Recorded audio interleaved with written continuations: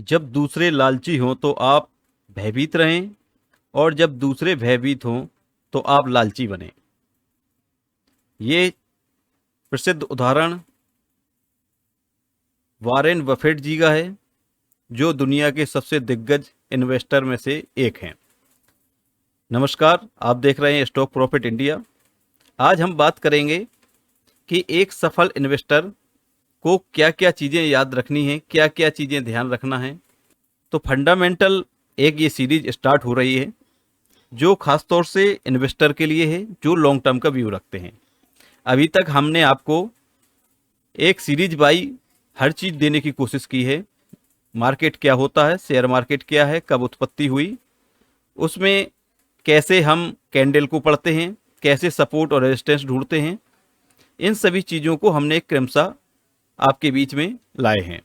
Market में आने से पहले कुछ चीज़ें हैं जो आपको ध्यान देना जरूरी है। Follow these two become a successful investor. एक इन्वेस्टर के लिए सबसे पहली जो महत्वपूर्ण चीज़ है वो डाइवर्सिफिकेशन है। आपका पोर्टफोलियो, जो भी आप पोर्टफोलियो तैयार कर रहे हैं, वो हमेशा प्लान पहले कर लेना चाहिए, कंपनियों का चुनाव पहले कर लेना चाहिए, बाद में आपको इन्वेस्ट करना चाहिए। हमें किस सेक्टर में कितना निवेश करना है। बाय सपोज आपके पास 100 रुपये हैं, तो आपको किस सेक्टर में उस 100 रुपये को लगाना है, ये आपका प्लान इन्वेस्टिंग करने से पहले तैयार होना चाहिए। पहली शर्त ये होती है। और डाइवर्सिफाई पोर्टफोलियो के अंदर आपको हमेशा एफएमसीजी और फार्मा स्टॉक को एक थोड़ा सा वेटेज ज़्यादा देना चाहिए। उसके पीछे का कारण ये है कि जब बुरा वक्त आता है, जैसे कि आपके सामने उदाहरण कोविड-19 है, जब बुरा वक्त आता है तो ये दो सेक्टर थे जो आपके पोर्टफोलियो को बचा के ले गए। तो इसलिए इन दो सेक्टर को हमेशा अपने पोर्टफोलियो में वरीयता दें। दूसरा जो नियम है वो है डिसिप्लिन, अनुशासन एंड पेशेंस। आपको अनुशासन अनुशासन को हम आगे और कवर करेंगे विस्तार से। और पेशेंस यानी धैर्य। आपको मार्केट में थोड़े शॉर्ट टर्म में उतार चढ़ाव जो भी होते हैं, मान लीजिए कहीं कोई 50 रुपये 100 रुपये चीज़ गिर गई, एक दिन के लिए दो गिरी, 2 दिन के लिए, 5 दिन के लिए गिरी, लेकिन आपका जो व्यू है वो इन्वेस्टर के रूप में होना चाहिए और व्यू आपका लॉन्ग टर्म के लिए होना चाहिए। यदि कोई गिरावट आती है तो वो आपके लिए एक मौका है, और उसमें भी कुछ शर्तें होती हैं कि वो मौके को हमें कब एवरेज करना चाहिए। मान लीजिए है, तो आपने 100 रुपये पे वो चीज़ ली।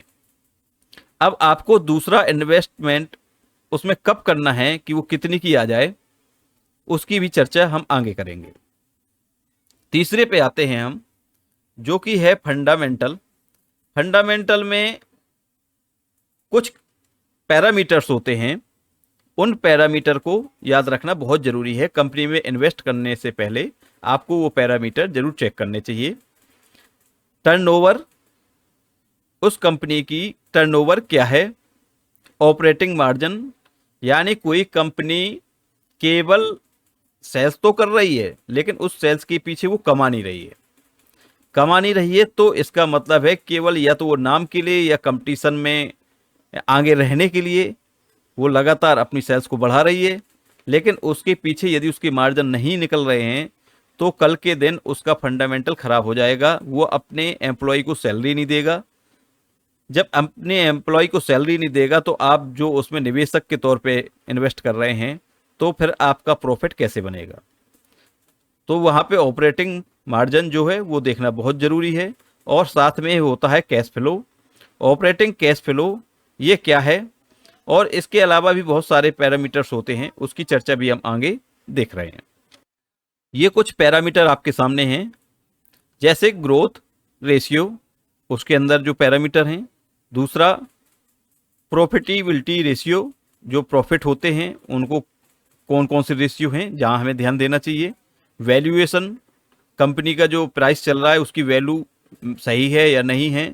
तो सबसे पहले हम देखते हैं ग्रोथ रेशियो में, उसमें आता है रेवेन्यू ग्रोथ। रेवेन्यू को मतलब बिक्री, कुल बिक्री, कंपनी की कुल जो बिक्री है उसमें ग्रोथ कितनी है, 1%, 2%, 3%, 10%, 20%, यानी परसेंटेज बाई वो देखना होता है रेवेन्यू ग्रोथ कितनी है। Earning per share, earning per share होता है कि वो एक शेयर पे कितना पैसा पैदा कर रहा है, वो कहलाता है अर्निंग पर शेयर। प्रॉफिटेबिलिटी में हम देखते हैं ग्रॉस प्रॉफिट। ग्रॉस प्रॉफिट में आ जाता है कि मान लीजिए आपने 100 रुपये की बिक्री की और आपने प्रॉफिट उसमें कमाए भी 50 रुपये, तो उस 50 में आपकी एम्प्लॉय की सैलरी भी होगी, आपकी कुछ चीज़ें बेकार भी जाएंगी, आपकी कुछ मशीनरी भी खर्च होगी, आपकी और ऑफिस के खर्च होंगे। इन सभी चीज़ों को मिला के एक जो मिला हुआ प्रॉफिट होता है वो कहलाता है ग्रॉस प्रॉफिट। उसमें से फिर जो हमारे एक्सपेंस होते हैं उनको घटाया जाता है, तब जाके निकलता है नेट प्रॉफिट। उसके बाद हम देखते हैं आरओई, रिटर्न ऑफ इक्विटी, वो क्या है, तो ये चीज़ देखने लायक होती है। रिटर्न ऑफ एसेट, आरओए, ये भी एसेट्स के मुकाबले कितना रिटर्न आपने पैदा किया है। तो वैल्यूएशन में आता है पी। पी को हम आगे और विस्तार से कवर करेंगे, क्योंकि पी शब्द आप रोज सुनते हैं, हर स्टॉक के साथ सुनते हैं, हर न्यूज में सुनते हैं, हर और वीडियो जो भी आप यूट्यूब में देखते होंगे वहां सुनते होंगे, इसकी पी हाई है, इसकी पी लो है। लेकिन पी वास्तव में क्या है वो हम आपको समझाएंगे। प्राइस टू सेल्स रेशियो ये होता है, उसको भी हम जब डिफाइन करेंगे तो आपको ये चीज़ें, केवल अभी आपको हम नाम बता रहे हैं। प्राइस टू बुक रेशियो, यानी बुक में जो रेशियो है, पीबी रेशियो बोलते हैं इसको, वो क्या है, ये चीज़ होती हैं। और लिक्विडिटी रेशियो में होता है current ratio, quick ratio, cash ratio. तो ये कुछ रेशियो के नाम हमने आपको बताए। जब हम इनको एक एक करके आपको सामने रखेंगे तो वो आपको बिल्कुल सरल भाषा में आपको बताएंगे, आपको एक एक चीज़ समझ में आ जाएगी। अभी हमने जिन रेशियो की बात की वो थोड़ा सा कॉम्प्लिकेटेड हैं, उनमें न जाके हम आपको कुछ ऐसी चीज़ बता रहे हैं जो कि आपको देखनी है। 3 पिलर होते हैं इन्वेस्टिंग के लिए। नंबर 1, ग्रेट बिजनेस, यानी जिस कंपनी में आप पैसा लगाने जा रहे हैं उस कंपनी का बिजनेस सबसे पहले आपको देखना है, वो कंपनी क्या बिजनेस करती है। क्या आने वाले 20 साल, कम से कम आने वाले 20 साल की आप सोचेंगे, तब वो रेशियो जाके आपका 10 साल का निकलेगा। यदि आपको 5 साल के इन्वेस्टमेंट करना है तो आप कम से कम 10 साल आगे का फ्यूचर उसका देखेंगे कि क्या 10 साल बाद जो वो बिजनेस कर रही है ये बिजनेस रहेगा, क्या इस बिजनेस में कोई परिवर्तन आएगा, या क्या होगा, क्या कंपनी का जो बिजनेस है वो समय के साथ परिवर्तित होता है। आप उसकी हिस्ट्री निकालेंगे जब पिछले 10 साल की कम से कम, तो पिछले 10 साल में समय में बहुत बड़ा परिवर्तन होता है, उस समय के साथ बिजनेस में भी परिवर्तन करना होता है। तो क्या कंपनी ने उस बिजनेस को समय के साथ बदला है, ये चीज़ आपको उसकी हिस्ट्री बताएगी। उसके बाद हमें देखना होता है हेल्दी फाइनेंशियल रेशियो, जो हमने आपको रेशियो बात की वो थोड़ा सा डिटेल में जाएंगे तब आपको चीज़ें समझ में आएंगी। और तीसरा होता है मैनेजमेंट। आपका जो मैनेजमेंट है उसको आपको सबसे पहले चेक करना है कि मैनेजमेंट के फाउंडर कौन है, ये कंपनी कितनी पुरानी है, कंपनी इस समय कौन चला रहा है, प्रमोटर कौन है, क्या प्रमोटर ने कभी कोई और स्कैम किया है या नहीं किया है। तो ये सारी चीज़ें देखने के लिए आप उसके कंपनी की हिस्ट्री में अबाउट सेक्शन में जाएंगे, तो वहाँ आपको उनके चेयरमैन, फाउंडर और पूरा जो भी प्रमोटर ग्रुप है वो आपको मिल जाएगा। तो वहाँ से आप नाम लेके गूगल में जाके सर्च देख सकते हैं कि इनके खिलाफ़ कोई स्कैम तो नहीं है, क्या कभी इनके खिलाफ़ कोई केस तो नहीं है। उसमें फिर जब अंदर जाते हैं तो आपको देखना है, जैसे यहाँ पे लिखा हुआ है प्रमोटर की प्रोफाइल, वो हमने आपको बता दी। फिर देखना है प्रमोटर की होल्डिंग कितनी है, फिर देखना है प्रमोटर ने क्या प्लेज किया हुआ है अपना स्टेक, यानी जो भी उसकी होल्डिंग है क्या उसमें से उसने गिरवी रखा हुआ है। फिर देखना है इंस्टीट्यूशनल इन्वेस्टमेंट, ये कहलाता है डीआई, जहाँ पे डीआई क्या इन्वॉल्व हैं, उनके साथ स्टेक उनके पास है, क्या कंपनी में उनकी होल्डिंग है ये चीज़ आपको देखना है। फिर देखना है आपको मार्केट में गुडविल, उस कंपनी की मार्केट में रेपुटेशन क्या है, ये चीज़ आपको देखनी होती है। हो सकता है कि आज का वीडियो आपको थोड़ा सा बोरिंग लग रहा हो, लेकिन फंडामेंटल ही बोरिंग सब्जेक्ट होता है।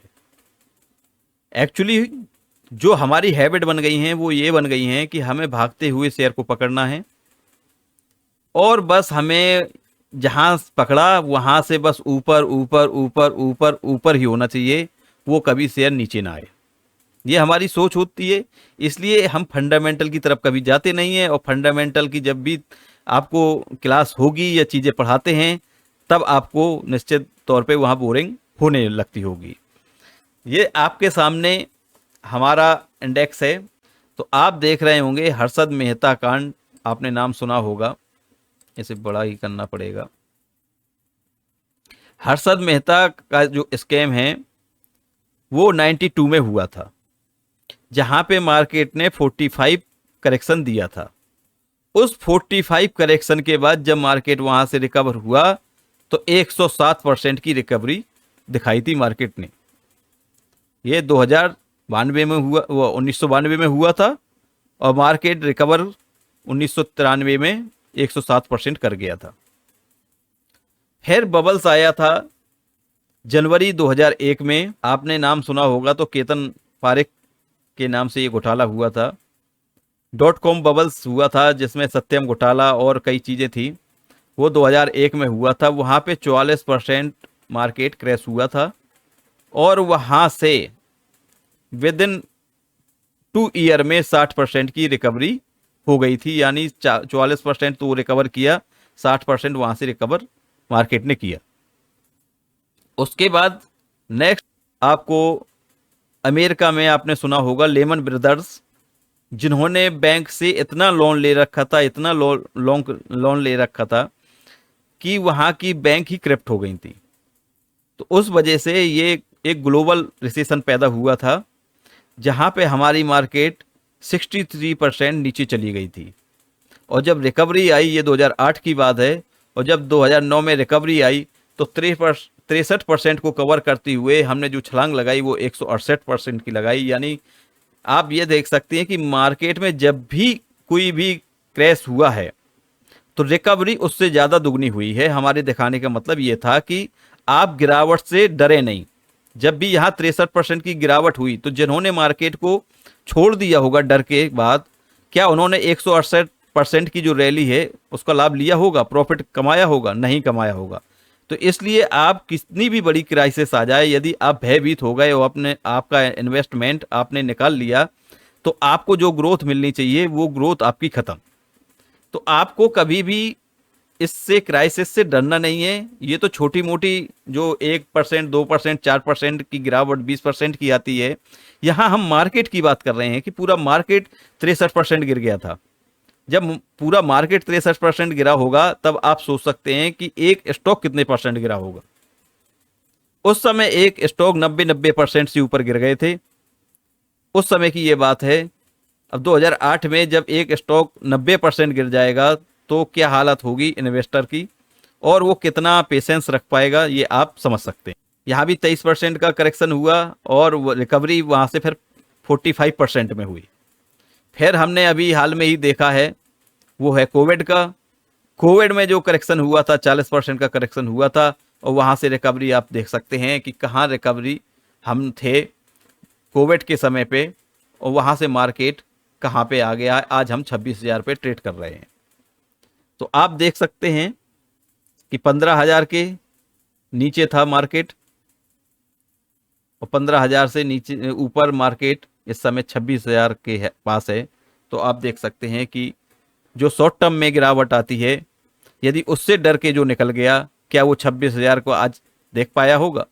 क्या 26,000 का फ़ायदा उसने लिया होगा? क्या पोर्टफोलियो उसका हरा 26,000 में तक रुकने के लिए रहा? उसका पोर्टफोलियो वहाँ ख़त्म, और 26,000 का जो प्रॉफिट जो होना चाहिए था वो उसने नहीं देखा। तो साथियों, फंडामेंटल के बारे में हमने काफ़ी जानकारी दी। यदि हम और डीपली जाते हैं, आपको रेशियो बताते हैं, तो वो रेशियो इतने हो जाएंगे कि फिर आज की जो क्लास है वास्तव में बहुत बोरिंग हो जाएगी, और आप वो फिर पूरी क्लास का वीडियो आप देखेंगे भी नहीं। इसमें फंडामेंटल सारी चीज़ें आपको रेशियो यही मिल जाते हैं। इसमें कुछ हमने स्क्रीनर भी बनाए हैं, वो स्क्रीनर जो आपको फंडामेंटल सब ये देखने की ज़रूरत है, ये रेशियो, वो रेशियो, फलाना रेशियो, जिसकी सेल्स ग्रोथ लगातार 3 साल 10% से ऊपर रही है, यानी ईयरली उन्होंने 10% का ग्रोथ किया ही किया है। ऐसी कंपनी को लिया है हमने ऐसी कंपनी को लिया है जिसका प्रॉफिट 10% रेशियो से बढ़ना ही बढ़ना है और बढ़ा है पिछले 3 साल में, उन कंपनियों को लिया है। चलते हैं हम अपने स्क्रीनर पे, जो हमने स्क्रीनर बनाया हुआ है, और आपको दिखाते हैं कि वहाँ पे ये 10% ग्रोथ के नाम से हमने स्क्रीनर बनाया हुआ है। आपको यदि चाहिए तो आप हमारे व्हाट्सएप नंबर पर मैसेज करें, हम आपको स्क्रीनर की लिंक दे देंगे। हमने देखा है कि उस कंपनी की सेल्स ग्रोथ पिछले 3 साल में 10% से ऊपर की बढ़ोतरी हो, प्रॉफिट में 10% से ऊपर की बढ़ोतरी हो, सेल्स जो ग्रोथ है वो प्रेजेंट टाइम में 10% से ऊपर की चल रही हो, यानी क्वार्टर में, और प्राइस सेल्स है वो भी 10% से ऊपर चल रहा हो। करंट प्राइस स्टॉक का वो 50 से ऊपर होना चाहिए, क्योंकि यहाँ हमने छोटे पेनी स्टॉक नहीं लिए हैं। उसका जो करंट प्राइस मार्केट कैपिटलाइजेशन है, मार्केट कैपिटल है, वो 500 करोड़ से ऊपर होना चाहिए। ये हमने लिया है क्योंकि 500 करोड़ से नीचे यानी वो पेनी स्टॉक में आ जाएगा, तो हमने इनमें फंडामेंटल में पेनी स्टॉक को दूर रखा है। तो हमने यहाँ कर लिया कि करंट प्राइस उसका 4000 से नीचे हो, और हमने उसमें शर्त रखी है कि वहाँ पे डीआई की होल्डिंग हमें, क्योंकि हमने फंडामेंटल में आपके से बात की है कि वहाँ पे कुछ इंस्टीट्यूशनल ऐसे होने चाहिए जो वहाँ पे होल्डिंग बनाए हों, तो इससे हमें थोड़ा सा ये एक विश्वास पैदा होता है कि जब वहाँ पे इंस्टीट्यूशनल जो इन्वेस्टर हैं वहाँ पे वो हैं, उनका स्टेक है, तो निश्चित तौर पे वो कंपनी अच्छी होगी। ये भी एक पैरामीटर होता है। अब हम इसको करते हैं रन दिस इंक्वायरी। अब इसमें देखते हैं कि कुल कितनी कंपनियां हमारे सामने निकल के आई। अब ये वो 28 ऐसी कंपनियां हैं जो हमने रेशियो बताए, वो सारे रेशियो यहाँ पे फिल होते हैं, फुलफिल होते हैं। आपको कोई और रेशियो देखने की यहाँ ज़रूरत नहीं है कि उनका डेप्थ क्या है, पी क्या है, फलाना क्या है, ये रेशियो क्या है, वो रेशियो क्या है। सारे रेशियो हमने यहाँ पे लगा दिए हैं। आपको केवल इन 28 कंपनियों में कुछ चूज करनी है, कुछ ऑप्शन हैं जिनको आप छोड़ सकते हैं। आपके पोर्टफोलियो में कितना वेटेज है बकाया, और यहाँ पे आपके पोर्टफोलियो में कौन से सेक्टर की कंपनी नहीं है वो भी हम आपको दिखा दें। यहाँ पे आप जाएंगे इंडस्ट्री में, यहाँ पे आप देखेंगे कि आपको यहाँ पे फाइनेंशियल सर्विस की 4 कंपनी मिल गई, आईटी की ऐसी 4 कंपनी मिल गई, रियल्टी की ऐसी 3 कंपनी मिल गई, मरीन पोर्ट सर्विस की ऐसी 2 कंपनियां मिल गई, कैपिटल गुड की 2 कंपनी मिल गई, होटल रेस्टोरेंट की 2 कंपनी मिल गई, हेल्थ केयर की 2 कंपनी मिल गई, फाइनेंस की 2 कंपनी मिल गई, एरोस्पेस कमोडिटी में आपको ब्रोकर हैं जो 1 मिल गई, एफएमसीजी की 1 कंपनी मिल गई। तो ऐसे आपको इंडस्ट्री वाइज कुछ कंपनियां मिल गई। अब आपको देखना है कि कौन सी इंडस्ट्री, कौन सा सेक्टर आपके पोर्टफोलियो में नहीं है, वो आप कंपनी अपने पोर्टफोलियो में कर सकते हैं। देखिए, जब भी पोर्टफोलियो आप बनाएं, सबसे पहले वरीयता दें आप हमेशा मार्केट लीडर को, जो उस सेक्टर का मार्केट लीडर है। सबसे पहला निवेश आपका मार्केट के लीडर में होना चाहिए। उसके बाद आप निवेश करें कम से कम चौथे या 5वें नंबर पे जो कंपनी है उस पे निवेश करें थोड़ा सा, यानी लीडर से कम। फिर आप देखें कि उसमें नई कंपनी ऐसी कौन सी है जहां पे थोड़ी सी पोटेंशियल दिखाई दे रही है, वो अभी पेनी में आएंगे, स्मॉल कैप में आएंगे, तो आप वहां पे भी थोड़ा सा पैसा लगा सकते हैं उस सेक्टर से। यानी आपने पकड़ा कि मुझे फाइनेंस सेक्टर में लगाना है, तो सबसे पहले आपकी जो प्राथमिकता होनी चाहिए वो होनी चाहिए टॉप लीडर पे, और टॉप लीडर है जैसे बजाज फाइनेंस, तो आपकी प्राथमिकता पहले बजाज फाइनेंस पे होनी चाहिए। फिर आप देखें कि वहां से हमें चौथे 5वें नंबर पे ऐसी कौन सी कंपनी है जो मिल रही है मार्केट कैप के हिसाब से, आप वहाँ थोड़ा सा निवेश करें। फिर आप देखें कि वहाँ से 10वें 11वें नंबर पे कौन सी कंपनी है जो कि अभी ग्रोथ स्टेज में हो, तो आप वहाँ पे निवेश करें। तो आपका फाइनेंस सेक्टर में आपके 3 स्टॉक हो गए जो कि सफिशिएंट हैं आपके पोर्टफोलियो के लिए। तो आज की वीडियो में हम इतना ही कवर करेंगे, और ये स्किनर है, यदि आपको चाहिए तो उसको हम फ्री ऑफ कॉस्ट है, कोई पैसा चार्ज नहीं है, और आप मैसेज करें, हम आपको ये लिंक प्रोवाइड कर देंगे। चलिए मिलते हैं नेक्स्ट वीडियो में नई इन्फॉर्मेशन के साथ। तब तक तो आज का वीडियो आपको कैसा लगा जरूर कमेंट करके बताएं। साथ में इस वीडियो को अधिक से अधिक शेयर करें और लाइक करें। चलिए मिलते हैं नेक्स्ट वीडियो में न्यू इन्फॉर्मेशन के साथ। तब तक के लिए tata bye bye, take care.